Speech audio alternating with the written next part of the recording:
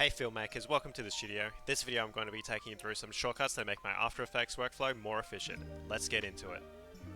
So Ctrl-Shift-D is one of my favorite shortcuts to use, as this splits your layer exactly where your cursor is and you can adjust accordingly. So let's make a text layer quickly. We'll call it the studio. Quickly align this so it's center of our screen. Resize it. And if I were making an intro, I'd want this to be about, 3 seconds long. Select the layer, Ctrl-Shift-D, split it in two, and delete that top layer. So now this is exactly 3 seconds long.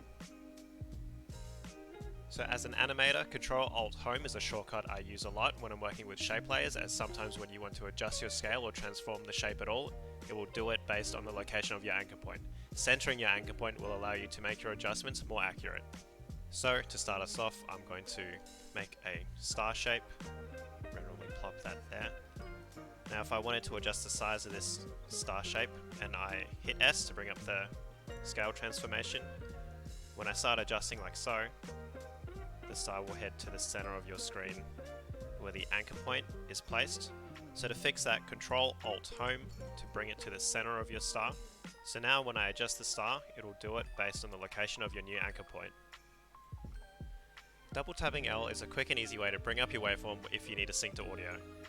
So I'll grab this music track from my folder, drop it into the project, drag it down onto my timeline, select the layer, double tap L. So now I can identify the beats in the music and place my markers where I need it to be.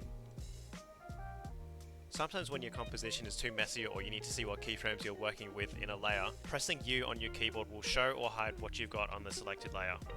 So as you can see here, I've got this graph animation I did for a client a while ago. And extending this box, you can see that I have so many keyframes. So if I wanted to tidy up my composition and make sure everything is neat, I'm going to hit Ctrl-A to select all the layers in my composition.